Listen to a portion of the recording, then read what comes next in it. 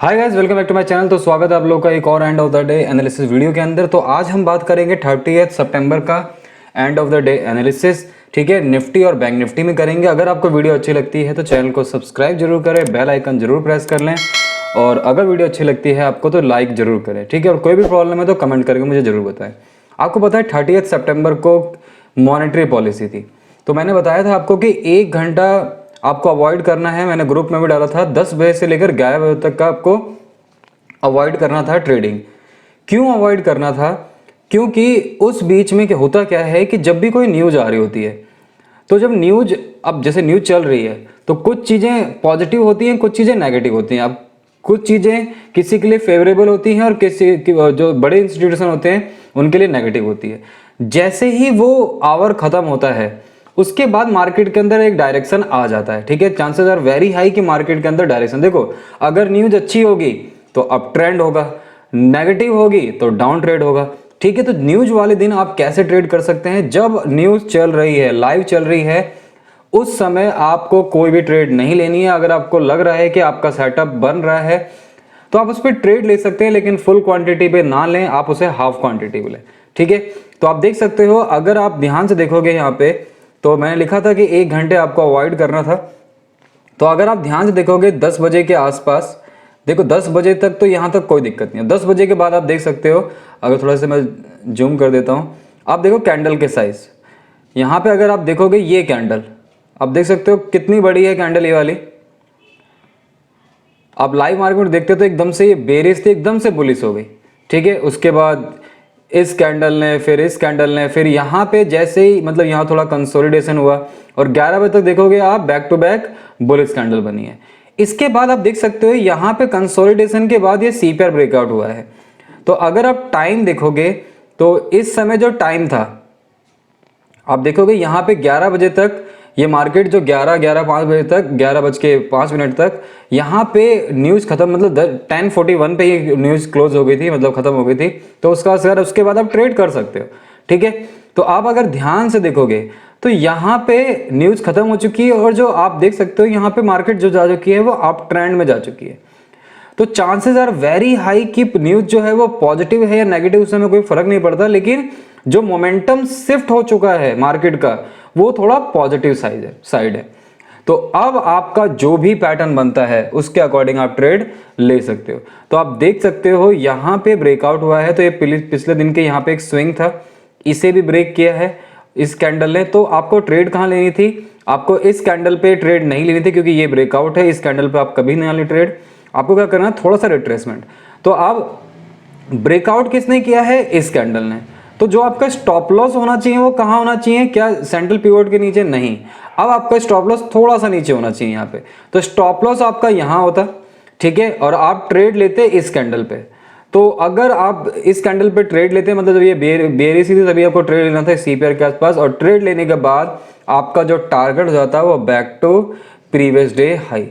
ठीक है, previous day high क्यों? क्योंकि यहाँ पे सप्लाई जोन था, मेजर सप्लाई जोन था। देखो, और जब मैंने आप लोगों को यही बताया था कुछ दिन पहले कि एक ना बुलिश कैंडल बननी चाहिए। ठीक है, बैक टू बैक, सिर्फ बियर्स ही नहीं है मार्केट के अंदर, बुल्स भी हैं, तो एक बुलिश कैंडल बननी चाहिए। तो अगर आप डे फ्रेम में जाके देखोगे तो एक बुलिश कैंडल बनी है। तो देखो, इसका मतलब ये नहीं है कि ट्रेंड जो है वो चेंज हो चुका है। मैं एक चीज समझाता हूँ आपको यहाँ पे, ट्रेंड रिवर्सल। अब कई लोग ये बोलने लगते हैं कि अब आपको क्या, जैसे जो भी रिटेलर हैं, जो भी टेलीग्राम जो ज्वाइन करके रहते हैं, जो कॉल वॉल देते हैं और या कहीं से सुन लेते हैं, कोई न्यूज़ सुन लेते हैं, देखो उनको बहुत लॉस होने के चांसेस हो जाते हैं। क्योंकि अब वो सोचते हैं मार्केट यहाँ से यहाँ तक गिरी है, अब एक कैंडल ये बुलिश बनाई है, तो इस मतलब यहीं से सोच लेते हैं कि ठीक है अब ये बुलिश कैंडल है तो मार्केट अब डायरेक्टली ऐसे चले जाएगी। मार्केट कभी भी ऐसे नहीं जाती है।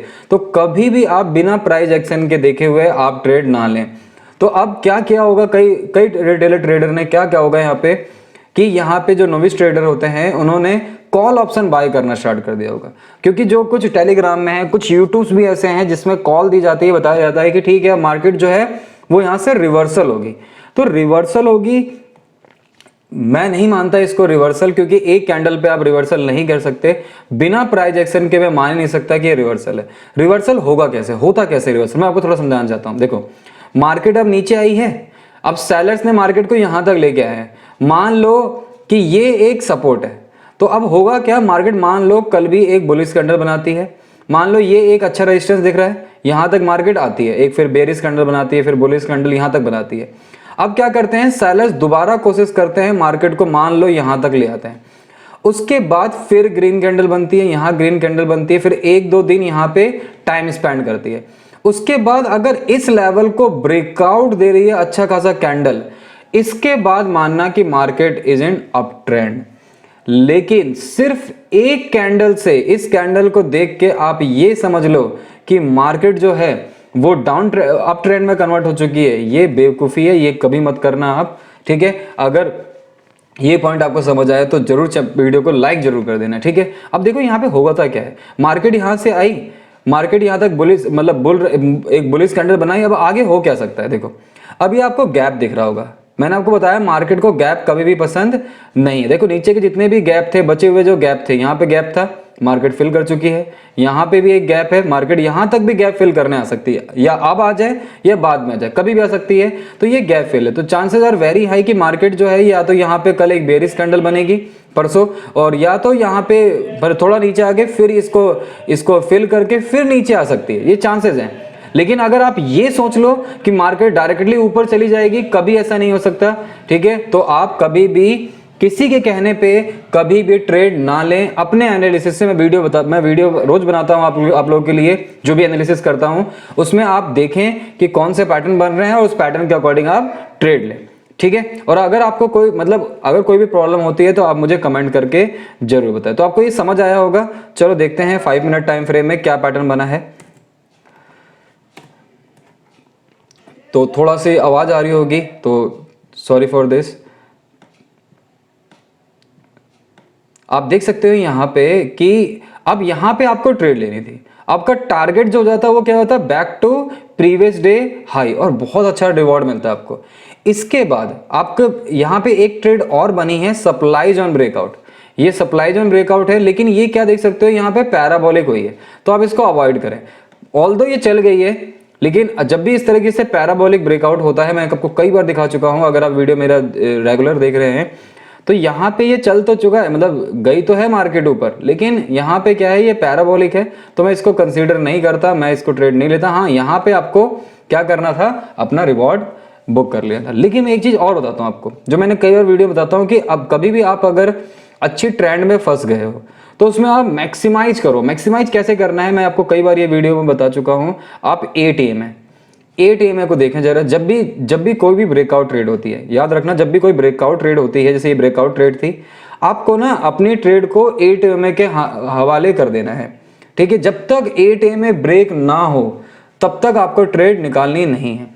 तो आप देख सकते हो यहाँ पे 8 AM ने ब्रेक करने की कोशिश की, लेकिन नीचे 20 AM है। तो कई बार क्या होता है, 20 AM के पास आई मार्केट, ऊपर चली गई। तो ऐसा ही हुआ है, यहाँ पे देख सकते हो 20 AM के पास तो नहीं आई, लेकिन ऊपर गई। अब आपको एग्जिट कहाँ करना है ये मैं आपको बताता हूँ। आप देख सकते हो मार्केट काफी ऊपर चली गई है, और यहाँ पे अगर कभी भी कोई एक मेजर रेजिस्टेंस है, जैसे ये रेजिस्टेंस है, इसे आसानी से तोड़ दिया, आपको एग्जिट नहीं करना है, आपको वेट करना है एक बेरिश कैंडल का मेजर सपोर्ट या रेजिस्टेंस के पास। तो यहाँ पे देख सकते हो मेजर रेजिस्टेंस का बेरिश कैंडल दिखी आपको, 8 AM यहाँ पे है। तो आपको जब यहाँ पे 8 AM में आपका ब्रेक होता है, आपको इमीडिएटली क्या करना है, वहां से एग्जिट कर लेना है, ठीक है। तो यहाँ पे एक ही ट्रेड बनी है, और वैसे देखा जाए 2 ट्रेड बनी है, एक ट्रेड यहाँ पे और एक ट्रेड यहाँ पे, लेकिन ये पैराबोलिक थी तो लो प्रोबेबिलिटी थी, लेकिन ये भी चली है और ये भी चली, तो काफी अच्छा रिवॉर्ड मिला है। होपफुली आपने अगर प्रीवियस वीडियो देखी होंगी मेरी, तो ये आपने ट्रेड ली होगी। अगर आपने ये वाली ट्रेड ली है तो आप कमेंट करके मुझे जरूर बताएं, ठीक है। और आपको प्रॉफिट हुआ है तो मुझे प्रॉफिट ही हुआ होगा इसके अंदर। अगर आपने 4x 5x बुक किया है तो प्लीज कमेंट करके मुझे जरूर बताएं। मुझे बड़ी खुशी होगी कि मैं अगर अपनी वीडियो से किसी को सिखा पा रहा हूं, प्रॉफिटेबल बना पा रहा हूं, तो मुझे बहुत खुशी होगी, ठीक है। तो बैंक निफ्टी में देखते हैं, बैंक निफ्टी में क्या हुआ है।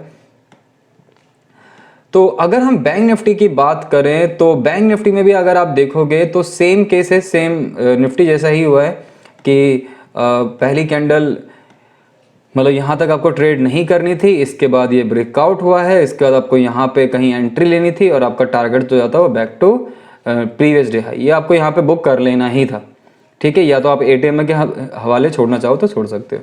इसके बाद अगर आप देखेंगे तो यहाँ पे वर्जिन CPR है, तो वर्जिन CPR आपको कब तक वैलिड मानना है, 11:30 बजे तक। 11:30 बजे के बाद अगर वर्जिन CPR है आप उसे हटा भी सकते हो। ठीक है, अब इसके पीछे लॉजिक क्या है आपको पता है कि most of the time afternoon में ब्रेकआउट्स आते हैं, तो इसीलिए इसको आप हटा सकते हो। तो अगर आप देखो अगर आप समझ लो, कई लोग क्या होते हैं वर्जिन सीपीआर पे ट्रेड करते हैं, वो आफ्टरनून में भी वैलिड मानते हैं, लेकिन मैं नहीं मानता हूं कि यहाँ पे अगर आप देखोगे तो यहाँ पे 12 बजे के आसपास एक बेरिश कैंडल, बेरिश सिग्नल दिया है, स्ट्रॉन्ग रेजिस्टेंस यहाँ पे, ठीक है। तो अगर आप यहाँ पे ट्रेड लेते भी तो आपका स्टॉप लॉस देख रहे हो, स्टॉप लॉस इतना बड़ा हो जाता, तो आप इस तरह के ट्रेड को अवॉइड करें। और आप देख सकते हो इसके अंदर कोई भी बेरिश कैंडल बनी ही नहीं है इसके अंदर, मतलब रेजिस्टेंस जो था वो क्या हो गया है, रेजिस्टेंस कुछ था ही नहीं इसके अंदर। तो रेजिस्टेंस मतलब जो था, मतलब कहीं भी रेजिस्टेंस से लगा ही नहीं, यहाँ पे कहीं थोड़ा सा रेजिस्टेंस लिया, उसके बाद इसने डायरेक्टली इसको ब्रेक कर दिया, ठीक है। तो इसमें भी एक ट्रेड बनी है जिसने काफी अच्छा रिस्क टू रिवॉर्ड दिया है, लेकिन यहाँ पे भी सप्लाई जोन ब्रेकआउट हुआ है। देखो पैराबोलिक सप्लाई जोन ब्रेकआउट हुआ है, यहाँ पे फेल देखोगे आप कि यहाँ फेल हुआ है, आप देखोगे यहाँ पे तो सप्लाई जोन यहाँ पे पहली बार सप्लाई, मतलब ये जो प्रीवियस सप्लाई जोन था प्रीवियस डे का, इसे ब्रेक किया है और मार्केट नीचे आ गई है। मतलब अगर यहाँ पे आप ट्रेड ले लेते, आपका स्टॉप लॉस कहीं यहाँ होता, आपको तुरंत स्टॉप लॉस खाती मार्केट, फिर ऊपर चली जाती। फिर आपने ये ब्रेकआउट ट्रेड लेते इस सप्लाई जोन पे, वो मार्केट तो ऊपर जा रही है, फिर आपका स्टॉप लॉस यहाँ पे होता है, फिर मार्केट स्टॉप लॉस खाती, फिर ऊपर चली जाती। तो एक तरह से आप कभी भी मतलब जो आपका रूल है ना उसे फॉलो करें। अगर आप, मैं आपको एक चीज और इंपॉर्टेंट चीज बताता हूं कि अगर कभी भी आप अपने रूल्स पे टिके रहते हो, आपका साइकोलॉजी कभी खराब हो ही नहीं सकती। जो रूल बना दिए ना, कट्टर हो जाओ उस पे, ठीक है। तो इस वीडियो के अंदर इतना ही फ्रेंड्स। अगर आपको वीडियो अच्छी लगती है तो चैनल को सब्सक्राइब जरूर करें, वीडियो को लाइक जरूर करें, और कोई भी प्रॉब्लम है तो मुझे कमेंट करके जरूर बताएं। तो थैंक यू फॉर वॉचिंग, मिलते हैं नेक्स्ट वीडियो के अंदर।